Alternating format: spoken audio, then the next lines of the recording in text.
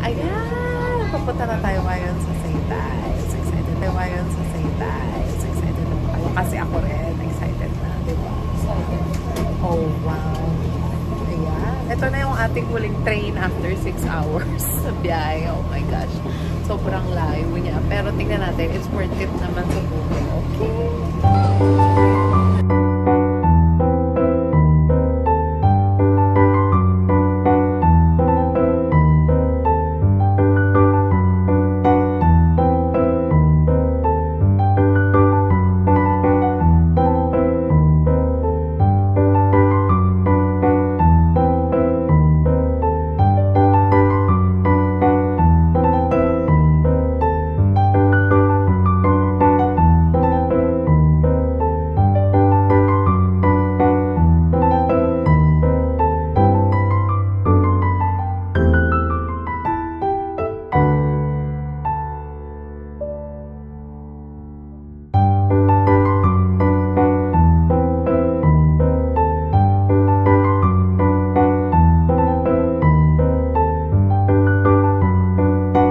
Ayan guys, so dito na kami ngayon sa St. Ives. Ayan, napaka-init ngayon. It's 22 degrees. Hindi ganun ka super init, pero sakto lang guys. Para sa mga bakasyonistang gaya natin. O, diba? May parking lot area dito. Pwede kayo mag-park kung may mga sasakyan kayo. Pero mas maganda kung wag na kayo magdala ng sasakyan. Hassle lang yan. Mag-train na lang kayo. Ayan, nakikita nyo from afar. Ayan, ayan yung ating main. Pupuntahan natin yan at mag-sunbathing tayo. Ayan, kakababa lang namin. Ayan yung train na sinakyan namin papunta dito sa St. Ives. Ito na yung aking Junake. Sobrang excited na niya mag-swimming. At of course, meron ako nakalimutan guys. Guess what? Yung tent. Yun ang number 1 ko dapat na nakalimutan ko pa. O, diba? Anyways, buti na lang may payong tayo guys.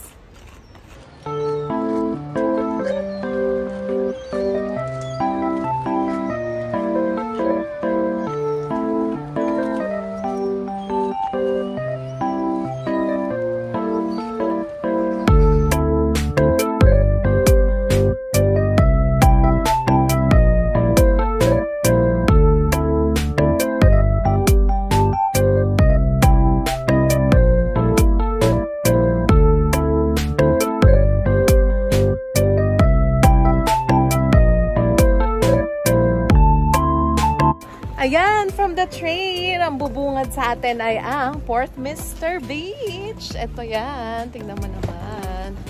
Ang daming tao, guys. O, diba? Hello! So, punta muna kami sa town center, tapos tsaka na kami magbe-beach. Siguro bukas na kami magbe-beach. Mag-town muna kami ngayon, okay? Yan. Ikot-ikot lang tayo. Medyo malayo-layo to guys. Mga 20 minutes walk from the beach daw to eh. Yung aming tutuluyan. Pero mag-check-in kami ng mga 4 p.m., 3 p.m., 4 p.m. pa daw. Pwede mag-check-in. So, ayaw niya pa. No, we have to find out. So, yan. Ayan ang aking Junake sa likod. Naglalakad na kami. Papunta na kami sa mismong town center dito. Medyo uphill nga lang at saka hindi maganda yung daanan. Pero at least, makitid lang siya guys. Yung daanan. Yeah, hindi siya masyadong ideal sa mga bata na hindi pa nakakalakad yung mga yung mga may push, diba? Push chair. Kasi mahirap magdala ng bata dito. You know. Pero I like the area. Yan, medyo nandito na kami sa kalahating proper area. Oh, yan. Oh, may ano pa, falcon pa.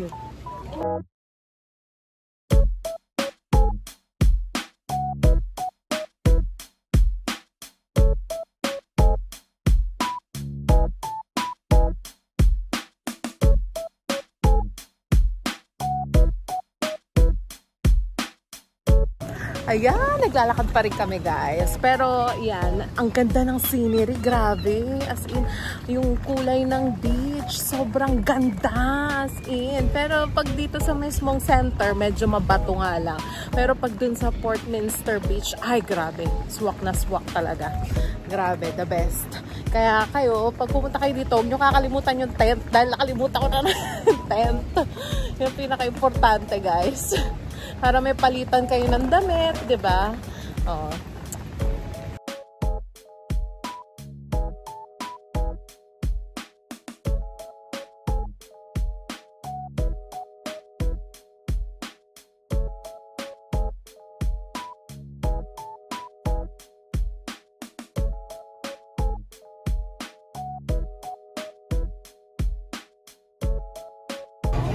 Ayan, nandito kami ngayon sa aming first lunch. Ang aming kakainan. Ang aming pinuntahan ay ang Harbor Fish and Chips. Tingnan natin kung masarap ito.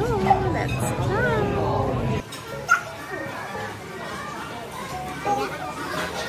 Ito ang ating kids special. At ito naman ang kanilang, ano order to? Fish and Chips. Ayan, titikman na natin guys. Medyo oily-oily tayo dahil marami tayong ginamit na sunblock. Ayan. Titikman natin yung kanilang calamari. Ito yung calamari nila. Let's try. Crunchy. Yummy. Sarap. Halatang fresh na fresh talaga yung crispy pagkakagawa. This one, grab this. Try naman natin itong kanilang chips. It's crispy. Sarap siya, malutong. I-try naman natin itong, ano ba ito? What's yung called this, Papa? Fish cake. Fish cake is the best. Para siyang kanin. Meron siyang, anong tawag dyan? Garnish, tsaka potato na finray. Ganun yung fish cake nila. Tapos meron ding, anong nanto? Look. Ay, ano naman to?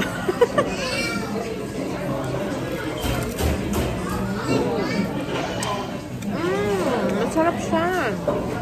Shrimp. Sarap siya. Yummy. Tapos lagyan mo siya This one, ng the crispy. mayonnaise para talagang lusog sarap. Malutong. Pero bago kayo kumain, don't forget to cholesterol nyo. Check nyo muna guys. Inom muna kayo ng maraming anti-cholesterol dyan. Sarap siya, in fairness. Oh, diba? Sige, mag-enjoy muna kami dito. See you later. Ayan, tapos na ako kumain guys. Medyo nahilo nga lang ako kasi hindi ako nakainom ng cholesterol. Actually, nakakahilo talaga siya. Lalo na pag medyo, ano ka na, may pag tumatanda na tayo guys. So, kailangan natin mag-ready. Ngayon, pag nasa may kumain dito, maglalakad na kami ulit sa bay. Pupunta kami sa Bamaloos Beach later at saka sa isa pa, Port Wigeden Beach. Okay, samahan niyo kami. Tara!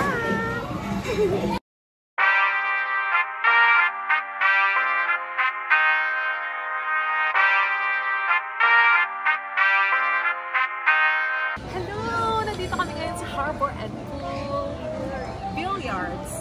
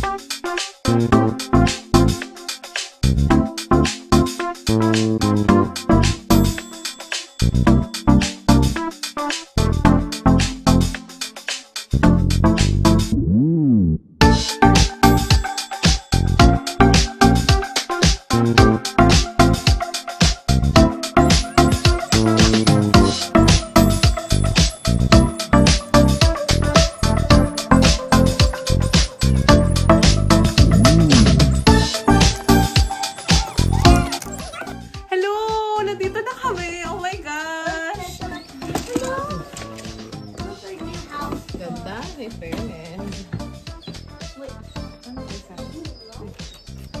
Hello guys, I'm testing the food.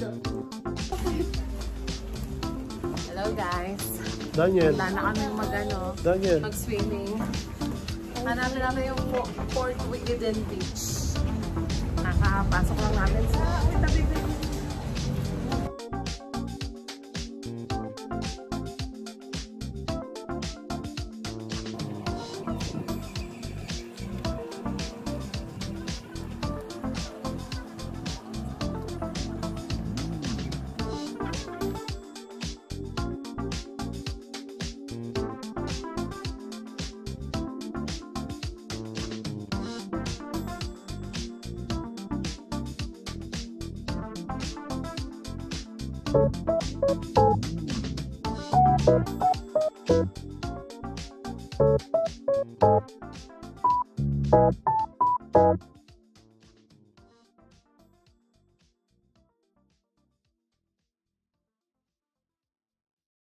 Hello guys, welcome to the beach.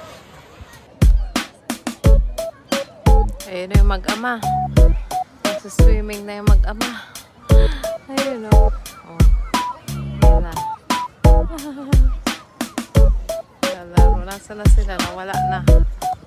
Ay, natabunan na ng mag-ina doon.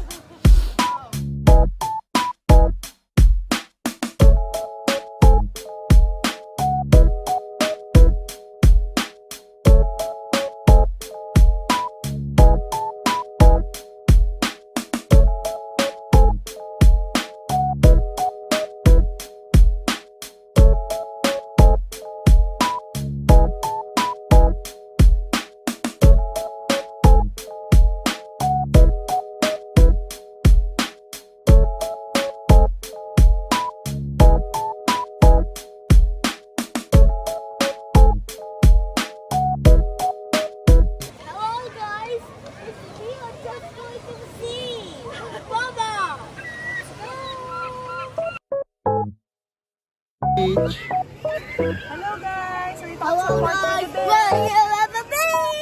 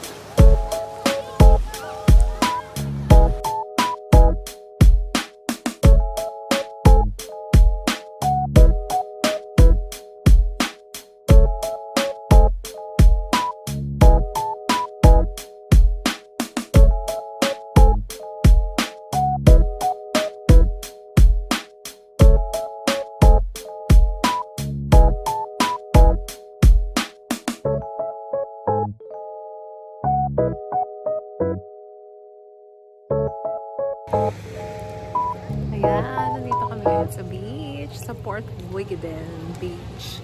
Medyo ma-rocky lang yung sand, pero maganda naman yung view. Medyo mas exclusive siya kaysa sa Port Minster. Kasi sa Port Minster, mas maraming tao. Pero mas malaki yung beach niya. Ito kasing area na to is medyo mas maliit lang siya ng konti compared dun sa Port Minster ba yun? Ayan. So, ayan, eto, nag-enjoy yung aking mag-ama habang sila ay nagsiswimming doon. Ako naman ay nagsisunbathing muna dito, diba?